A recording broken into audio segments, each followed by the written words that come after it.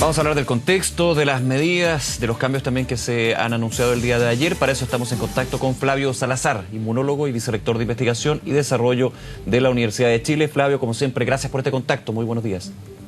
Buenos días, Felipe, gracias por la invitación. Nicolás, perdón. No te preocupes, Flavio. A ver, vamos con los cambios y obviamente que toda la región metropolitana, que sus 52 comunas pasen a cuarentena el fin de semana, y esto recordando lo que sucedió antes de las fiestas de fin de año, es uno de las, no quiero decir grandes novedades, pero sí lo que ayer sorprendió bastante. ¿Qué te parece esta decisión y también el endurecimiento de lo que es la fase 2? Porque un tema es tener cuarentena el fin de semana, pero también hay cambios en esa fase durante entre el lunes y el viernes, digamos. Bueno, era un poquito, era esperable. Yo creo que era una crónica de una muerte anunciada. Nosotros lo habíamos conversado también. En esta época comienza el otoño, comienzan las actividades, estuvo todo el tema de las vacaciones en el verano y era esperable por la experiencia que había sucedido en Europa que se produciera un recrudecimiento de los contagios.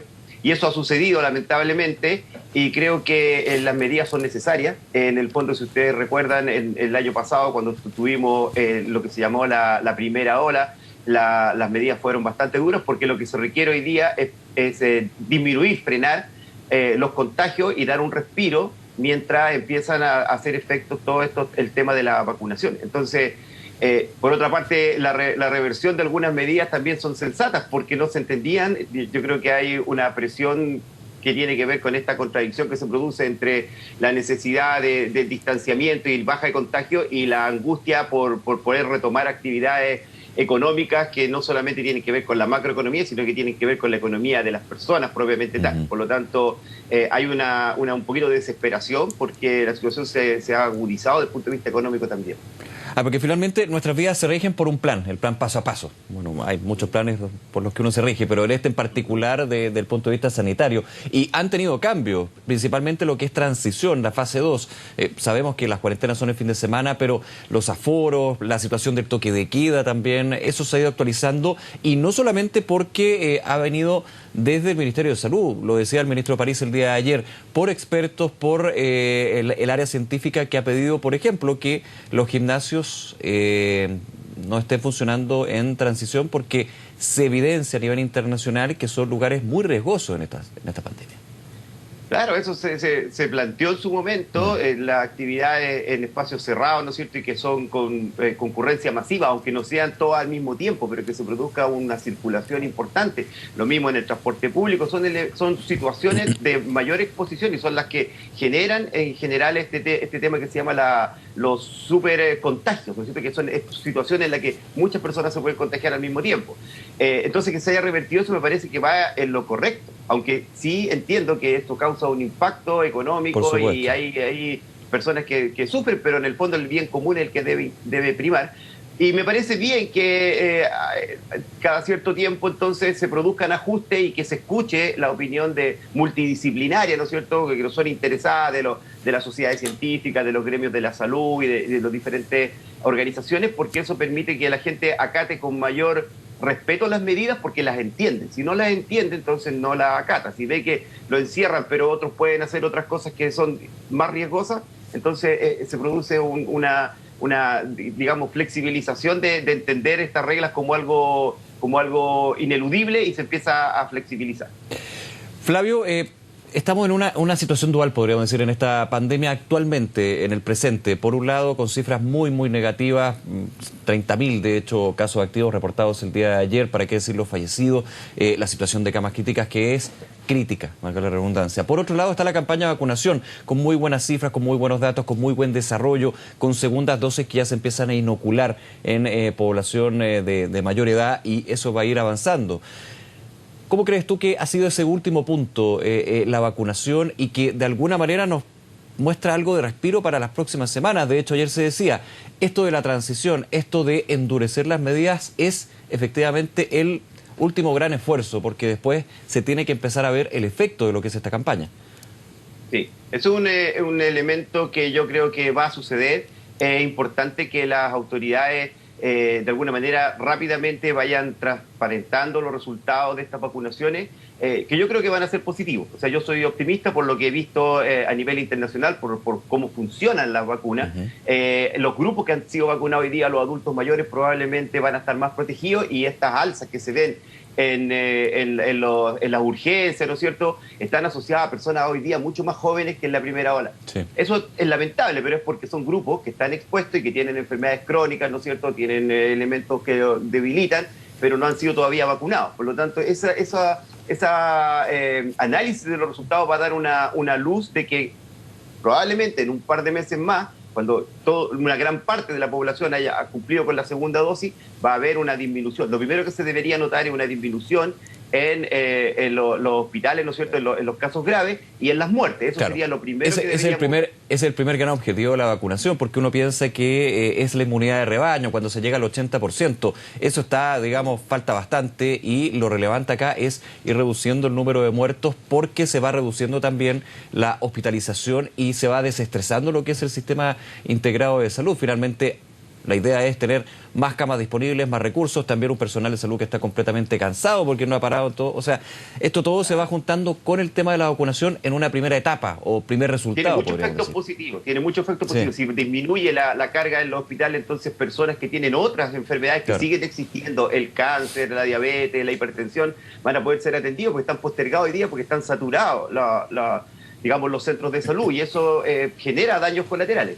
Ahora, el otro elemento que es preocupante es que esto tiene que ser, para que vamos pensando, y tiene que ser homogéneo a nivel mundial también, porque si hay países como en Brasil, por ejemplo, donde está desatada la pandemia, hay un riesgo de que se produzcan variantes, ¿no es cierto?, que de alguna manera afecten nuestra propia seguridad. Entonces, por eso también es importante la solidaridad que se ha demostrado con otros países, el apoyo regional, porque también nos protege a nosotros. Claro, entramos en pandemia todos y tenemos que salir todos de esta pandemia, por algo se llama pandemia, digamos, hay que mirarlo también desde esa óptica. ¿Qué te parece la situación? Y voy a apuntar justamente a eso, a lo del resto de los países. Estábamos comentando hace un ratito de que Argentina, de hecho, empieza a poner trabas a lo que es el viaje desde algunos países de Sudamérica hacia sus fronteras. Por ejemplo, en el caso de Chile, aquellos países que vean aumento en las cifras de coronavirus no van a poder viajar a ese país. ¿Cómo crees tú que se está dando aquí en nuestro país? Recordemos que la única frontera que está abierta es la frontera aérea, donde ha habido también harta polémica y harta discusión con respecto a la flexibilidad que se le ha dado desde la autoridad. Mira, ahí hay que, o sea, desde el punto de vista como científico no, racional, el tema del control fronterizo tiene mayor importancia o mayor decisiones cuando tú tienes una baja circulación viral dentro del país y una alta circulación fuera, porque es como la posibilidad de que se entre y se contamine. Cuando nosotros estamos en una situación de que estamos con alta circulación viral, tiene menos importancia el factor internacional, pero sí lo tiene potencialmente, y ahí sí que hay un punto para quienes exigen mayor control, en que en algunos países, como están mucho más desatadas, la posibilidad de que se generen variantes nuevas que sean menos controlables es algo que existe. Por lo tanto, tiene que haber un monitoreo de eso y tomar decisiones de acuerdo a ese punto. No, yo creo que es muy difícil cerrar fronteras completamente y que eso genere algo positivo. Lo más probable ¿No estás de acuerdo entonces, sea... Flavio, con la posibilidad de prohibir vuelos desde otros países como lo hizo Argentina, digamos? No, yo creo que no. Nunca he estado de acuerdo, tampoco cuando lo hizo Rusia en su momento, que estaba con pocos casos, pero después... Porque no creo que ese control permita disminuir las posibilidades de contagio, no lo creo. Pero respeto a otros que pueden opinar distinto en todo caso. Ahora, estamos hablando de los cambios, mencionábamos también se endurecen algunas medidas, y está en la situación del toque de queda, que aquí tiene obviamente un objetivo sanitario, de fiscalización, de evitar que se den las aglomeraciones, pero aquí también tiene otras aristas de discusión desde el punto de vista político, de las libertades o no. ¿Cómo has visto tú la situación del toque de queda? Finalmente, de hecho, vuelve a las 10 de la noche, estuvo un par de semanas a las 11, algunos en la discusión en el Congreso con respecto a extender el estado de catástrofe mencionaban que el toque de queda ya no había que tenerlo porque en realidad no hay evidencia de que sea efectivo no para controlar la pandemia. ¿Cómo lo ves tú, Flavio? Mira, yo creo que el tema de los estados de emergencia y el toque de queda tienen sentido o no dependiendo de la coherencia, ¿me entiendes? O sea, si uno ve un toque de queda que está sumado a muchas otras medidas medidas de restricciones de movilidad, ¿no es cierto?, de protección a los trabajadores cuando van a trabajar con horarios diferidos, con algún ingreso de emergencia para las familias. Uno lo podría entender, pero no entiende cuando el toque de queda se transforma en una medida aislada, porque en el fondo tiene un costo. El restringir las libertades de las personas tiene un costo desde el punto de vista social, salud mental, etcétera.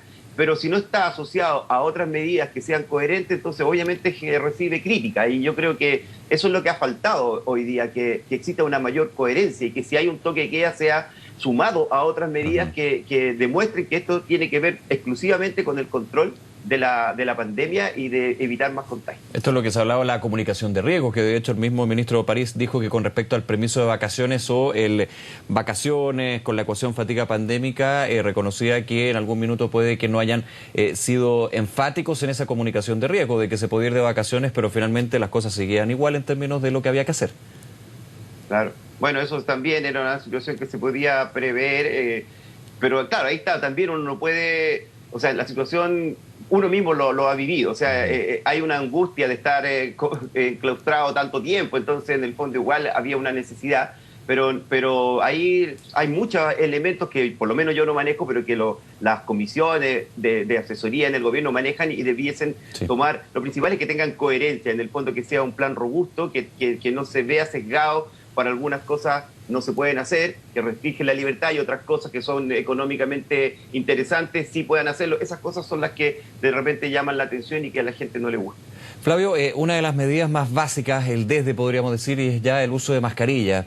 Aquí, a diferencia de otros países, no ha habido un debate o polémica. A nadie le gusta andar con mascarilla todo el día, digamos, los que no estamos acostumbrados, pero no como otros países donde efectivamente hay debates con respecto a la libertad de por qué tengo que usar mascarilla o no. Aquí hasta el minuto no ha sucedido en Chile, ya ha habido una aceptación por parte de la ciudadanía que finalmente lo hace como obligatorio. Con la campaña de vacunación, con segundas dosis, el llamado de la autoridad sanitaria y de los expertos es que la mascarilla, como un elemento, se va a seguir usando todo este año y quizás el próximo. Ahí está el tema de las variantes. Hablemos un poquito de eso. Efectivamente, la mascarilla va a ser algo que se va a mantener aún que lleguemos al 80% de la población vacunada. Mira, yo creo que no hay que angustiarse tanto por que si de un día para otro las cosas van a cambiar, porque en general no sucede así. No es que vamos a llegar al 70%, al 75% con mascarilla y de repente 80% y nos vamos a sacar la mascarilla y vamos a volver todo. Eso no va a suceder, esto es un proceso. Vamos a ir viendo a medida de que la vacuna vaya generando mejores, digamos, protección en parte importante de la población, va a disminuir la circulación del virus, van a haber menos casos, y al haber menos casos, haber menos emergencia, se van a ir flexibilizando medidas y poco a poco, quizás casi sin darnos cuenta, vamos a ir retomando la normalidad. Pero no es hoy día eso, hoy día estamos en un pico, o sea, hoy día estamos en una situación donde tenemos que retroceder porque si no se nos va a saturar el sistema y va a morir mucha gente. Y nosotros lo que tenemos que velar es porque esa gente no muera, y sobre todo hoy día gente joven. Y eso es importante, claro. 30, 40, 50 años que están en riesgo de morir si es que esta pandemia se mantiene en los niveles o aumenta en los niveles que está. Por lo tanto, hoy día hay que seguir usando la mascarilla, aunque uno esté vacunado, hay que mantener el distanciamiento, aunque uno esté vacunado, no tener aforos grandes hasta que vamos viendo que haya una disminución cualitativa de los casos principalmente graves, y yo creo que eso va a ir permitiendo que tomemos nuevas medidas como país. Otro gran tema, lo comentábamos, Flavio, son las variantes. Está el tema de esta variante brasileña, en su minuto la variante británica del Reino Unido, la sudafricana, que uno se queda con esos apellidos, digamos, pero el SARS-CoV-2 ha tenido cientos, miles, si no me equivoco, tú me corriges, de mutaciones. El tema es que estas variantes finalmente en algunos casos se ha demostrado que no son más letales que las iniciales, pero sí son más contagiosas y por ende efectivamente se da este círculo vicioso de la pandemia. ¿Cómo evalúan lo que ha sido el tema de las variantes y también las evidencias hasta el minuto de que las vacunas existentes pueden abordar las que existen hoy?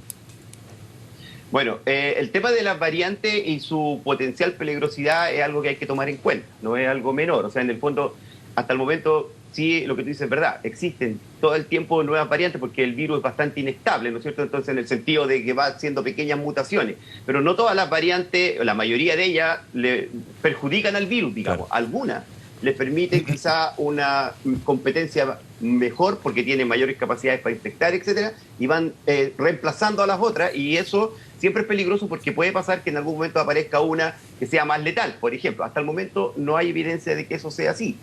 Lo otro que es buena noticia es que las vacunas hoy día que se están probando en general cubren todo el espectro, digamos, de respuesta contra las variantes. Quizás en algunas hay disminuciones de anticuerpos, ¿no es cierto?, y que de pronto puedan tener un poco menos de potencia, pero estudios más profundos indican de que en la inmunización con la molécula, ¿no es cierto?, del virus que hoy día se están utilizando, genera una respuesta tan diversa que es capaz de reconocer y puede controlar incluso las variantes. Por el momento no hay un gran peligro respecto a eso, según mi opinión científica, pero el riesgo latente de que se produzca una nueva variante que no cumpla con eso siempre es posible, sobre todo en los países donde hay mucha circulación viral, como Brasil, por ejemplo, u otros países donde está descontrolado, porque ahí se pueden producir estas variantes. Flavio Salazar, como siempre, muchas gracias por acompañarnos y hablar de estos temas sobre la pandemia. Que esté muy bien, buen día. Gracias, Nicolás. Nos vemos entonces, chao.